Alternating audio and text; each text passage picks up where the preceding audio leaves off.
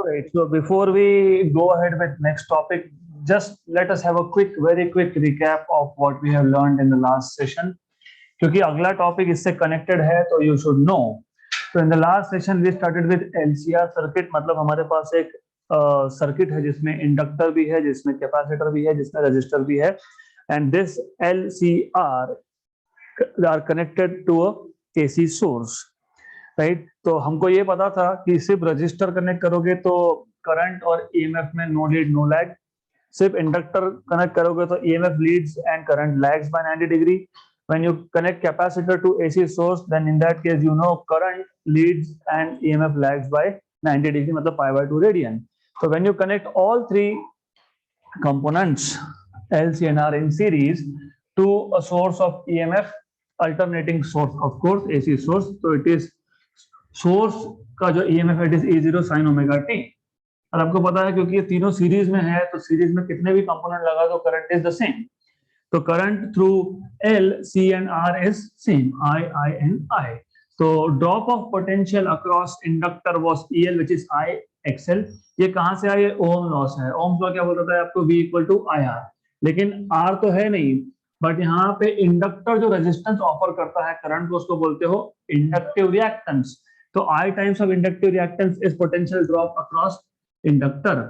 Similarly, potential drop EC या तो EMF across EC is IXC, where XC is capacitive reactance. Similarly, ER is IR. ये तो simple है. Then, if you remember, what we have done is सिर्फ resistive की बात करोगे तो when you have only resistance connected to AC source, EMF and current are in phase. तो इसलिए मैंने पहले यहाँ पे बता दिया करंट का डायरेक्शन और ER क्यों? Because it is drop of potential across resistance, or only in that case it was in phase. Then as you can see, if अगर in case आपके पास जो सर्किट होता वो इंडक्टिव होता तो EMF should lead by 90 degree. तो यहाँ पे मैंने EL बताया है which is 90 degree anti clockwise, correct. and अगर सिर्फ कैपेसिटिव होता तो EMF lags by 90 degree. तो I have shown EMF across capacitor 90 degree in clockwise direction. तो यहाँ पे आ गया, राइट. अब आपके पास इसके बाद दो केसेस है. You have two possibilities. एक तो EC ग्रेटर देन EL, एक तो EL ग्रेटर देन EC. तो here we are discussing a case where EL is greater than EC, correct. तो EL ग्रेटर देन EC. तो first of all forget about these two vectors, इसको हम बाद में देखते हैं. तो EL माइनस EC, क्योंकि EL ग्रेटर था तो EL minus EC is a vector in the direction of EL, right. तो resultant vector is EL minus EC in the direction of EL. तो अब जो नीचे का डायग्राम है यहाँ पे, this bottom diagram, in this case what we are showing is the resultant of EL and EC and ER. क्योंकि ER की अभी तक बात ही नहीं की. पहले जो दो अपोजिट वेक्टर्स होते हैं उसका हम लोग देख रहे थे रिजल्टेंट. तो EL minus EC and ER they are perpendicular to each other. So resultant is along the diagonal, right? In this case it is hypotenuse of right angle triangle. So what you do is the case one where EL is greater than EC. तो EL is greater than EC मतलब IXL is greater than IXC मतलब XL is greater than XC. तो ये जो triangle बना यहाँ से आप बोल सकते हो E square equal to ER square plus EL minus EC square. तो you know what is ER? It is IR. तो I square R square plus IXL minus IXC whole square और इसका रूट. तो सिंप्लीफाई करने के बाद you get E equal to I under root of R square plus XL minus XC square. ये जो under root के अंदर टर्म है including the square root, this is called as impedance and this is the total resistance offered by the circuit to AC current. मतलब total resistance offered by inductor, capacitor and resistor to AC current, that is called as impedance. Resistance offered by resistor is called as resistance. Resistance offered by inductor is called as inductive reactance. Resistance offered by capacitor is called as capacitive reactance. Resistance offered by all of them together या तो generally बोल सकते हो, it is a general term. Generally it is called as impedance. तो हमने impedance का equation derive कर लिया और ये याद रखना. देन सेकेंड केस अगर उल्टा होता, AC ग्रेटर देन ये होता, तो यू विल गेट दिस. तो I will not revise this now, you should know. सिर्फ डिफरेंस क्या आएगा, जहां पे XL माइनस XC था वहां पे XC माइनस XL हो जाएगा. That's it. If this is clear, then we can move ahead to next topic, which is resonant circuits. Resonant circuits.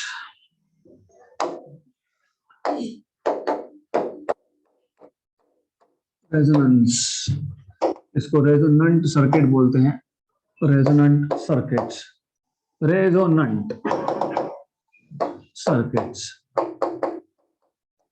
What do we mean by resonant circuits? पहले वो समझ लो. See, the thing is, आपके पास actually दो type के resonant circuit है. एक है series resonance, मतलब जिसमें L, C और R they are connected in series. एक है पैरेलल रेजोनेंस जिसमें L and C are connected in parallel. There is no R. Why not R? क्योंकि आप इंडक्टर जिस मटेरियल से बनाओगे उसका बाय डिफॉल्ट रेजिस्टेंस होगा, राइट? तो anyways we will see that later. अब द आइडिया हियर इज, ये जो इक्वेशन था दिस वन, इसमें Z है impedance. Then what you know is E equal to IZ. तो I equal to E by Z. अब Z की value जब मैक्सिमम या मिनिमम होगी, जब Z की वैल्यू मैक्सिमम होगी तो करंट होगा मिनिमम. जब Z की वैल्यू मिनिमम होगी तो करंट होगा मैक्सिमम. तो when in LCR circuit, if the value of impedance, मतलब Z is minimum or maximum, then the value of current is also maximum or minimum. This condition is called as resonance. Resonance पहले देखा है हमने waves के case में, याद है क्या था? सोनोमीटर बॉक्स था, उसके ऊपर नाइफ एजेस थे, उसके ऊपर स्ट्रिंग था, उसके ऊपर एक पेपर का पीस था, उसको राइटर बोलते थे. देन ट्यूनिंग फोर्क यूज करते थे आप, and then you use to keep that tuning fork near to the sonometer box. And because of formation of loops, मतलब formation of nodes and anti node, मतलब formation of stationary waves, this wire will vibrate with maximum amplitude and the rider will fall down. Maximum word याद रखना, maximum amplitude, right? Then that wire was said to be under resonance. मैंने आपको एक और example दिया था कि जब सोल्जर्स मार्च करते हैं ना, when they march, तो ब्रिज के ऊपर मार्च नहीं करते, क्योंकि अगर natural frequency of bridge matches with the frequency of marching, then the bridge starts vibrating with maximum amplitude. तो ये वर्ड याद रखना, maximum. तो मैक्सिमम या मिनिमम ये जब वर्ड आता है, then physical quantity is said to be under resonance. तो यहाँ पे जब Z की वैल्यू मैक्सिमम या मिनिमम होगी, करंट की वैल्यू भी मैक्सिमम या मिनिमम होगी. इंपेडेंस अगर मैक्सिमम हुआ तो करंट मिनिमम होगा, इंपेडेंस अगर मिनिमम हो तो करंट मैक्सिमम होगा. This condition is called as resonance.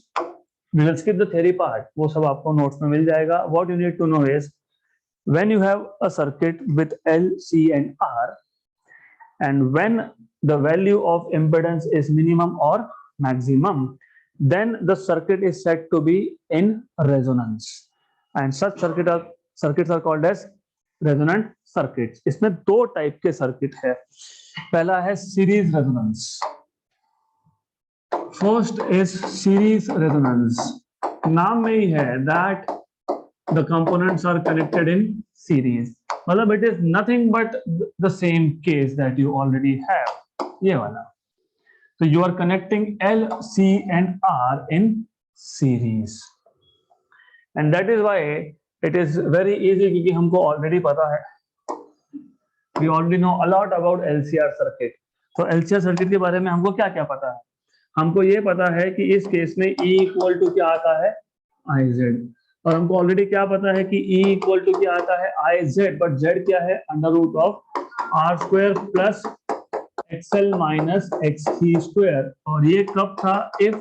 if XL is greater than XC, मतलब EL is greater than EC.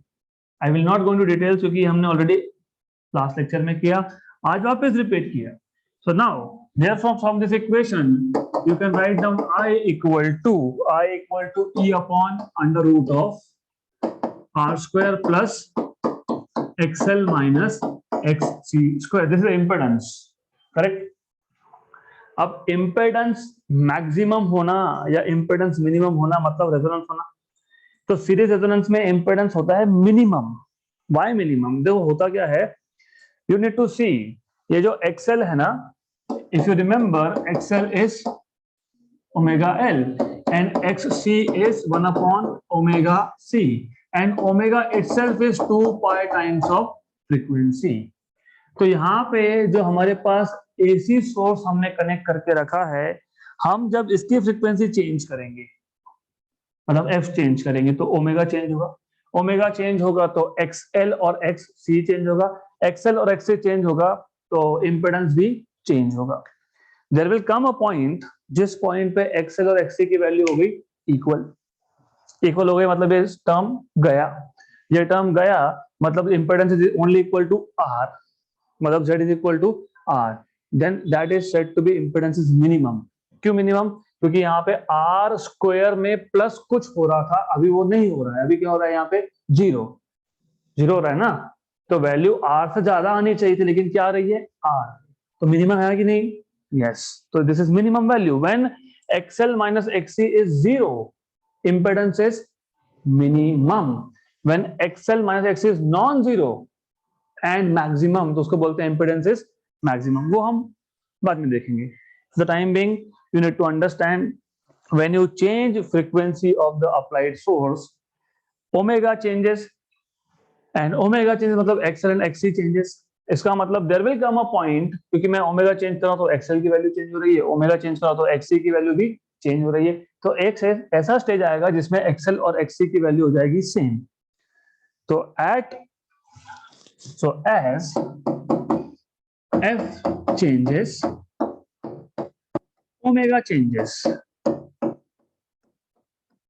When omega changes, then you will have XL and XC also changes. Right. So what you can say is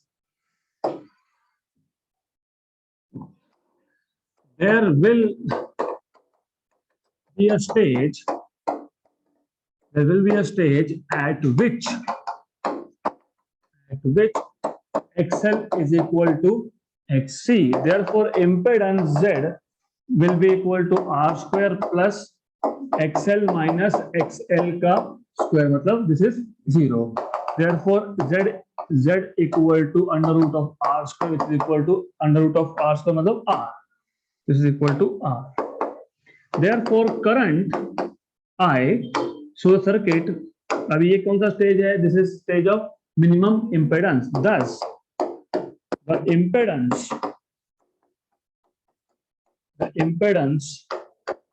of the circuit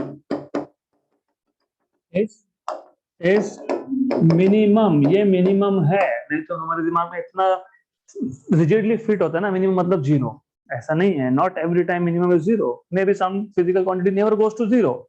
So graph. This function, and this is what? Minimum, but it never goes to zero. So you need to know ये जो impedance है it can never go to zero in reality. क्यों? अगर मैंने resistance हटा भी दिया होता तो क्या होता? L और C. L मतलब कॉइल एक कंडक्टिंग मटेरियल से बना होगा, तो कंडक्टिंग मटेरियल का खुद का रेजिस्टेंस तो होगा. गुड. तो basically this is what you need to no.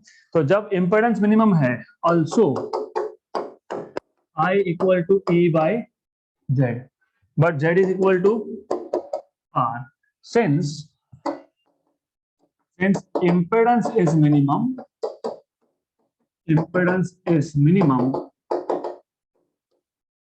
hence current is maximum.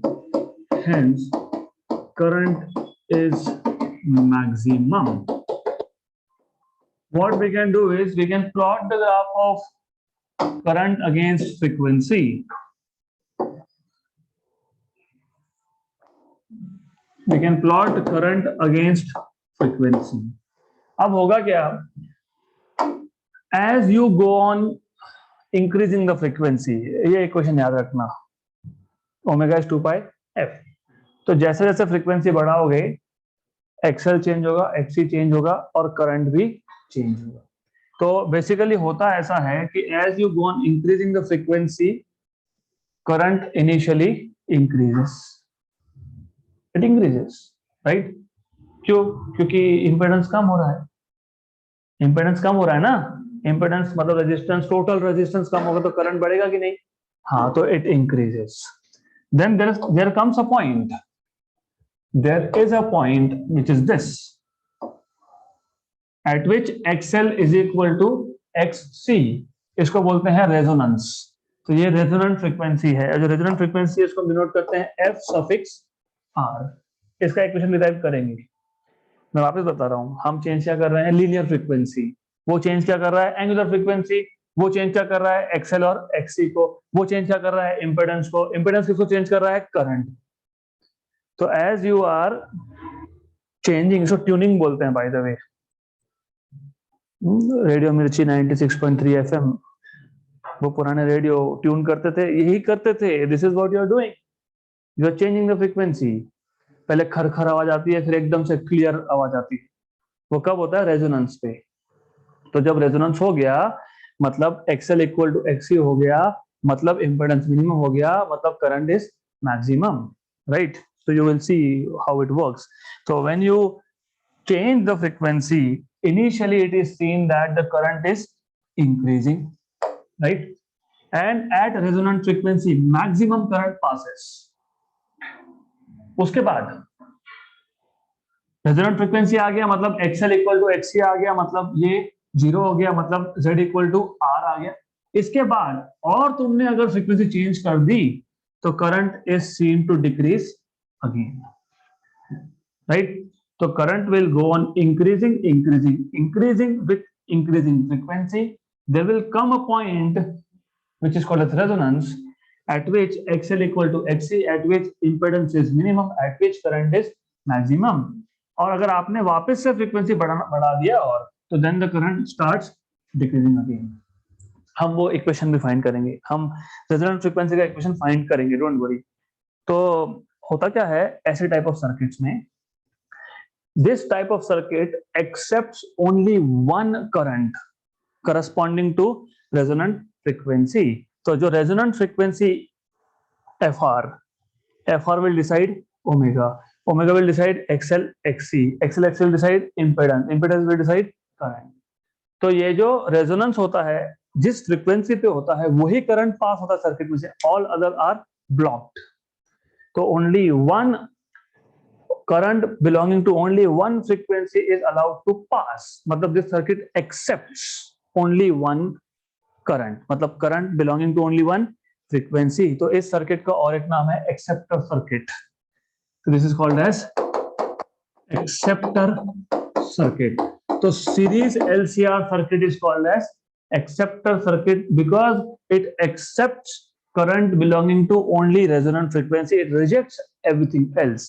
मतलब वो क्या करेगा, वो ऐसा करेगा, बाकी सारे फ्रीक्वेंसीज को कर देगा block, you are not allowed to enter and it will allow only one, I mean current belonging to only one frequency, hence it is called as acceptor circuit। तो जब आप रेडियो का ट्यूनिंग करते हो तो यही तो कर रहे हो, you are allowing only one, है ना, तो बाकी सबको कर दिया ब्लॉक। तो बाकी जो आपके पास नॉइज आ रहा था बाकी सिग्नल से वो बंद हो गया, right? Then we want to find out what is the formula for resonant frequency. तो सीरीज एलसीआर में what is happening in case of series LCR, what do you get is XL equal to XC। तो आपको अगर resonant frequency का equation चाहिए, if you want equation for resonant frequency, मतलब if you want FR, तो condition क्या था, XL equal to XC। ये तो बोला ना हमने, बोला कि नहीं, at some कहीं तो लिखा था मैंने, I don't see now, ये रहा, there will be a stage at which XL equal to XC, but what is XL? Omega L, this is omega C, omega square equal to 1 upon LC, omega equal to 1 upon root of LC, but omega is 2 pi f, but f कौन सा, resonance, तो 1 upon under root of LC, तो यहां से आपको मिल गया resonant frequency FR 1 upon 2 pi root of LC. So this is what you get. This is how you obtain resonant frequency. Clear यहां तक? तो series resonance is also, this series resonance circuit is also called as acceptor circuit because it accepts current belonging to only one frequency. In this case, impedance is minimum, hence the current is maximum. तो उसका उल्टा case, impedance is maximum and current is minimum. That will be parallel resonance. और उस circuit को हम लोग बोलेंगे ejector circuit for a reason. You will see why it is called rejector circuit. But case number 2 is parallel resonance. Parallel resonance, इसको आप rejector circuit भी बोलते हो. It is also called as rejector circuit. Rejector क्यों बोलते हैं मैं बाद में समझाऊंगा आपको, डोंट वरी अबाउट इट. तो only change here is that आपके पास सोर्स ऑफ ईएमएफ तो वही है, so you have the same source of EMF, but this time what you are doing is you are connecting L and C in parallel. तो सिर्फ इतना ही change है कि you are not connecting them in series but connecting them in parallel. तो you have parallel here. तो यहाँ पे आपके पास है L और यहाँ पे आपके पास है C. L and C. This is what you have. Now, as I told you, you should always have your basics clear. Whenever you have components in series, current through all the components is same. Whenever you have components in parallel, drop of potential is same. मतलब in this case, since they are in parallel, EL and EC will be equal to supplied या applied EMF, है ना? याद होगा, 10 component लगा दो, 10 register लगा दो, 10 वोल्ट का बैटरी लगा दो, हर एक रजिस्टर के अक्रॉस होगा 10 volt 10 volt 10 volt and 10 volt. तो यहाँ पे L के अक्रॉस कितना है EL, this is EL. C के अक्रॉस कितना है AC, करेक्ट. लेकिन आपने सप्लाई कितना किया E, तो EL equal to EC equal to E because here components are in parallel, ये पता होना चाहिए. देन अब अगर इतना पता है तो now वो phasor diagram, why it was so important, you will understand now. What I will do is I will fix up the direction of one of the phasor. हम अभी तक क्या करते आए हैं, करंट की डायरेक्शन फिक्स करते आए हैं, याद होगा. Look, you always fix current along x axis. यहाँ पे भी वही, इससे पहले भी वही, करंट को पहले फिक्स किया और कौन से फेजर को रोटेट किया, ईएमएफ के फेजर को. अब उल्टा कर लेते हैं. क्यों? बिकॉज यहाँ पे ईएमएफ तो सेम ही है ना. पैरेलल में करंट सेम होता है क्या? नहीं. पैरेलल में क्या सेम होता है? ईएमएफ. हाँ, तो ईएमएफ सेम है, तो सेम क्या नहीं होगा? करंट. तो अब हमको ईएमएफ को कंपेयर करना पड़ेगा current through inductor and current through capacitor. इसके लिए इन दिस केस हम ईएमएफ को फिक्स करने वाले हैं. ये आ गया ईएमएफ ई. अब आपको पता होना चाहिए इंडक्टर के केस में कौन लीड करता है? ईएमएफ. करंट क्या करता है? लैग. तो ये आ गया case of inductor. This is this is I, current I in. Who is leading? EMF. तो EMF is 90 degree ahead in anti-clockwise direction. सही है. Then, in case of capacitor, who leads? Current. तो current is somewhere over here. किसके through current? Capacitor के through current. तो IC is leading EMF by 90 degree. IL is lagging by 90 degree. Clear, यहां तक clear. अब जैसे यहां पे दो केसेस बने थे, दो थे ना, EL ग्रेटर देन EC या फिर EL लेस देन EC। यहां पे भी दो केसेस बनेंगे, IC ग्रेटर देन IL और IL ग्रेटर देन IC। हम एक ही डिस्कस करने वाले हैं, we are going to discuss only one. Then यहां पे हम लोग अज्यूम कर लेंगे let IC is greater than IL।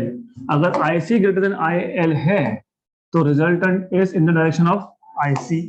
तो यह आ गया आपके पास IC माइनस IL। क्लियर यहां तक, राइट? श्योर। अगर ये क्लियर है तो आगे का स्टेप्स समझेगा, नहीं तो आगे कुछ भी नहीं समझेगा। Is it clear? So what is the net current? देखो नेट करंट की बात क्यों कर रहा हूं मैं, सी द थिंग इज ये नॉर्मल सर्किट जैसा नहीं है। 5 एम्पियर आया, 3 ऊपर गया 2 नीचे गया। नॉर्मल सर्किट होता ना, नॉर्मल मतलब ओनली विद रजिस्टर। मैं अगर यहाँ पे एक रजिस्टर लगा देता और यहाँ पे एक रजिस्टर लगा देता तो मैं बोलता कि 5 एम्पियर है, चलो 3 यहां से गया 2 यहां से गया, तो 3 + 2 इज 5। हाँ, बट उस केस में दोनों करंट का डायरेक्शन था सेम, तो आप प्लस लिख सकते हो। यहाँ पे एक लीड कर रहा है, दूसरा लैग कर रहा है, तो यहाँ पे you can not say that. तो net current will be IC minus IL, IC minus IL। Clear यहां तक? This is net current. Is this clear? Okay, but you see this equation, but you should know EL is IXL, IL XL and EC is ICXC। सही है? पिछले case में series में हमने लिखा था EL is IXL and EC is IXC, क्योंकि current क्या था, सेम था। Correct?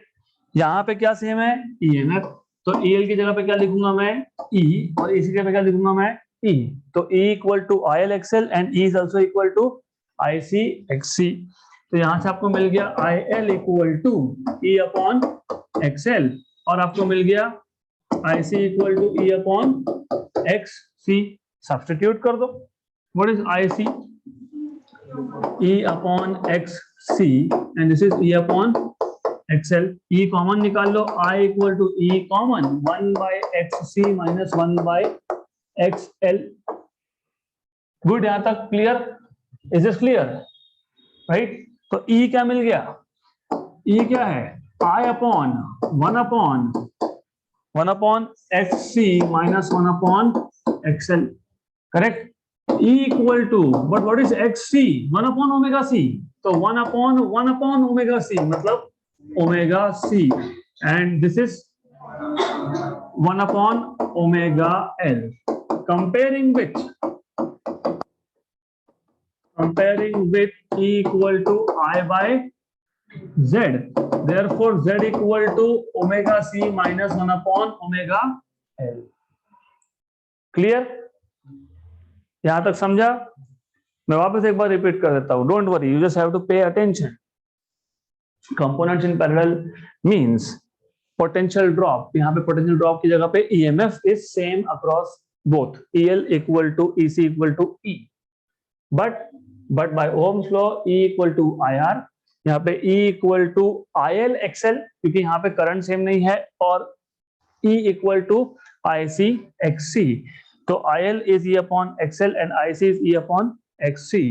Then looking at the phasor diagram, we already know that in case of inductive circuit EMF leads, current lags, इसलिए मैंने IL को दिखाया है 90 डिग्री पीछे। And in case of capacitive current Leeds and EMF lags, इसलिए मैंने current को दिखाया 90 डिग्री आगे।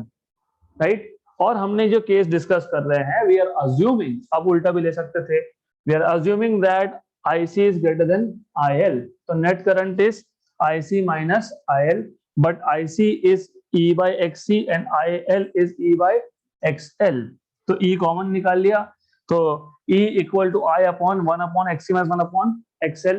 but 1 upon xc is itself 1 upon omega c. So 1 upon omega c मतलब omega c in the numerator and xl is omega l.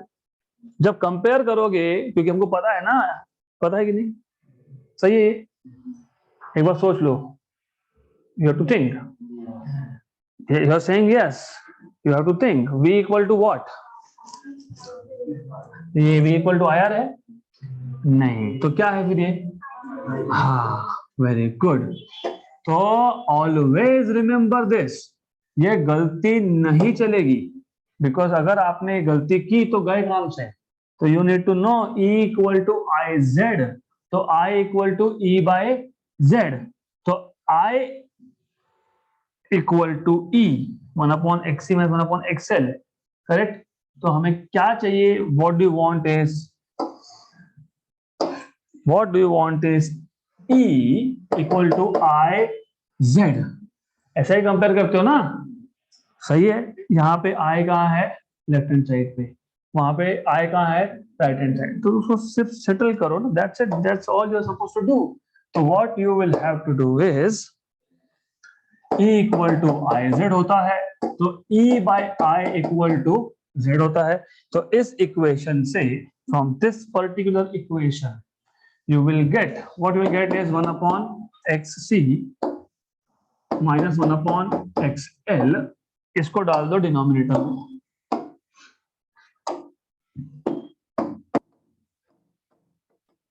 सही.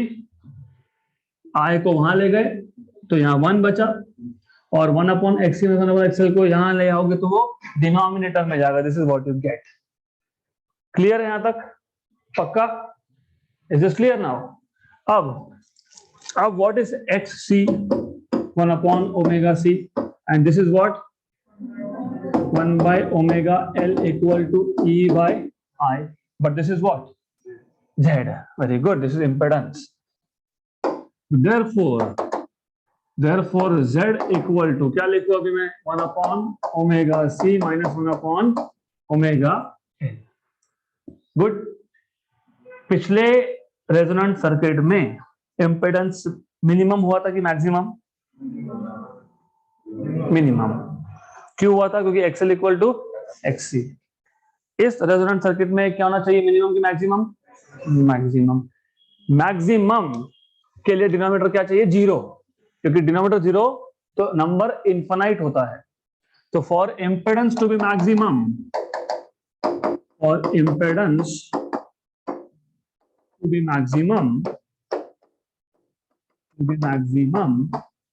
Denominator should be 0.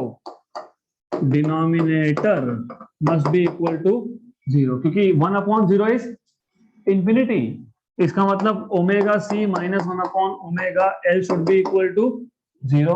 इसका मतलब omega C equal to 1 upon omega L. Correct? Clear?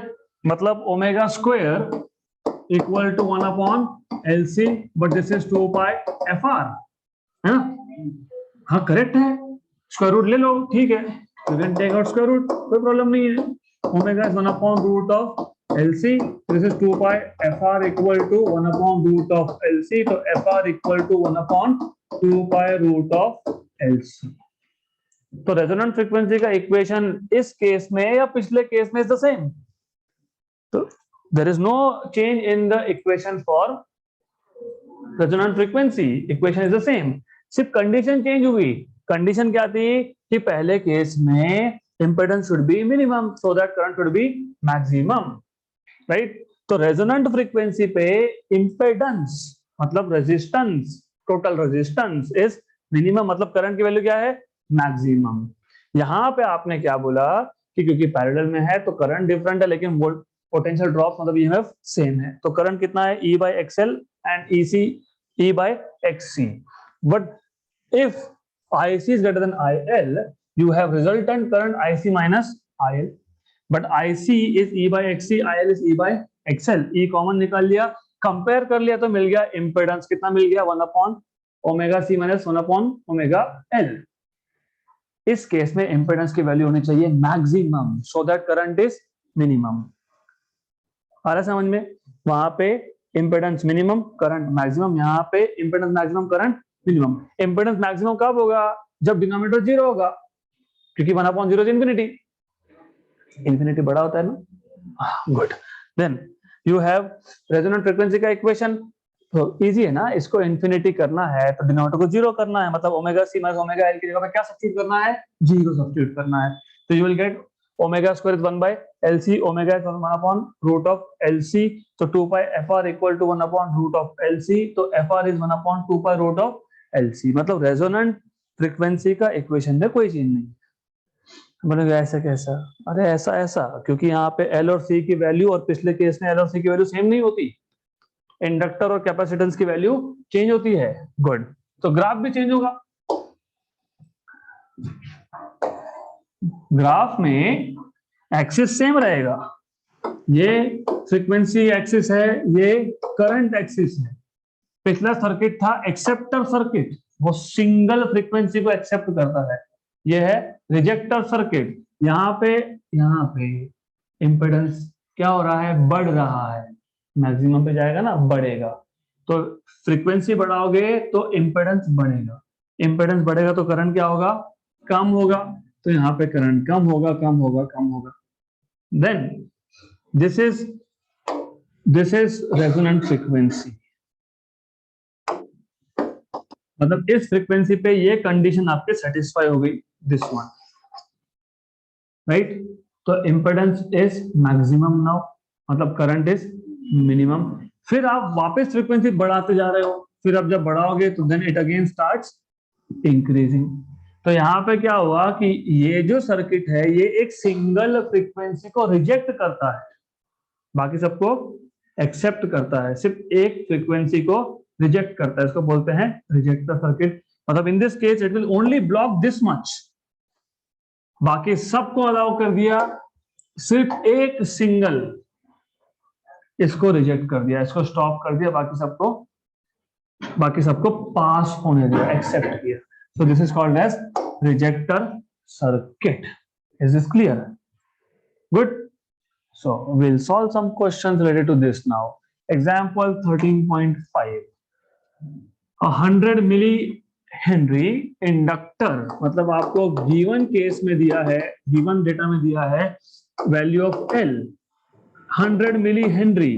आपको पता है मिली is 10 power -3, तो 100 into 10 power -3 henry, मतलब L is 10 power -1।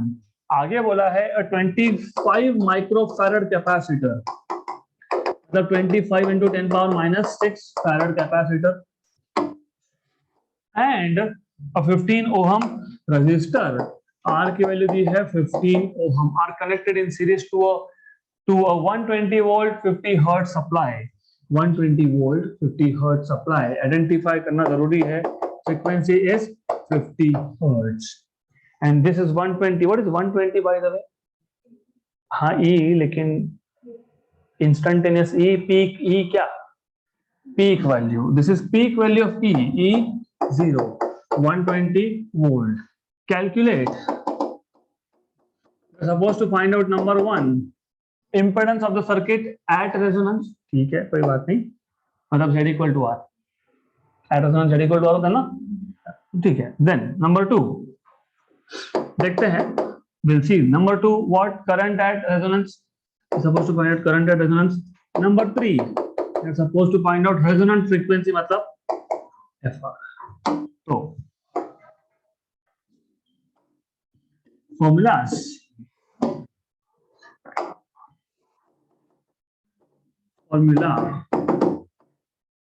what is impedance formula?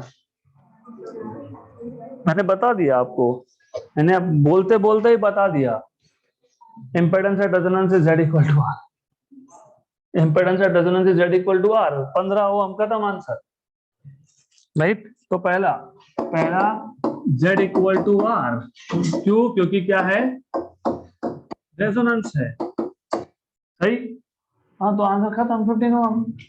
Number 2 current at resonance, how do you find out current at resonance? E by Z, तो E by Z हो गया, E by Z। E कौन सा E? RMS E। और RMS E कैसे निकालते हो? E0 by √2 times of Z, लेकिन Z क्या है? R है, तो E0 by √2 times of R.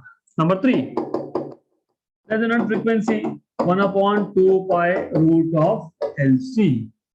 Then simple पहला तो जोक ही था, पहला वो पार्ट है, it is a joke. Z equal to R equal to 15 ohm. Number 2, I at resonance is E0. E0 is 120 by √2 into 15. 15 8 no, sorry, 1 and 8, right? 1 by √8 by √2. 8 by √2 is 4 into √2 into √2. 4 into 2 into √2. 4 into 2 is 8. What is 2? √2 into √2 by √2. Cancel. 4 √2. 4 into 1.414. 56. 5.6. Exact answer अभी जो भी आएगा you have to find it out, तो कर लेना find. Okay, you have to find it out. अब ERMS, E0, ERMS जो भी आएगा आप कर लेना, doesn't matter, something. Then number 3 is joke. FR equal to 1/2 pi root of LC. तो FR equal to 1/2 pi root of L. L कितना है? 10 power minus 1. C कितना है? 25 to 10 power minus 6. The 10 power minus 1 is creating problem for us. Anyways, 1/2 pi, 25 का root is 5, 10 power minus 6 का is 10 power minus 3. ये आ जाएगा 1/√10, मतलब ऊपर जाके √10. तो √10/10 pi into 10 power minus 3. इसको सॉल्व करो. Root of 10 3 point something. Pi cancel होगा क्योंकि √10 is what? Approximately pi. Cancel. This is 10 power minus 2, ऊपर जाके 10 power plus 2, मतलब 100 हर्ट्ज ऐसा होना चाहिए. Exact answer is 100.65. Okay, so this is how you're supposed to solve this question. Okay, so is that I want you to check ये जो 120 volt लिखा है ना, कैसे मेजर करते हो? किससे मेजर करते हो? वोल्ट मीटर क्या देता है? RMS. इसका मतलब एक गलती है जो करेक्ट कर लेते हैं अभी. ये E0 नहीं है, दिस इज RMS. तो अब वेट अ मिनट, तो ये हो गया यहाँ पे आपका फॉर्मूला रेडी. इसका मतलब ये कि यहाँ पे एक छोटा सा करेक्शन है. You don't have to write √2 extra there. तो हमारा काम तो और भी आसान होगा. It is ERMS upon Z, but Z is R. 120 by 15, so straight away done. So that's it for today. More questions in the next session.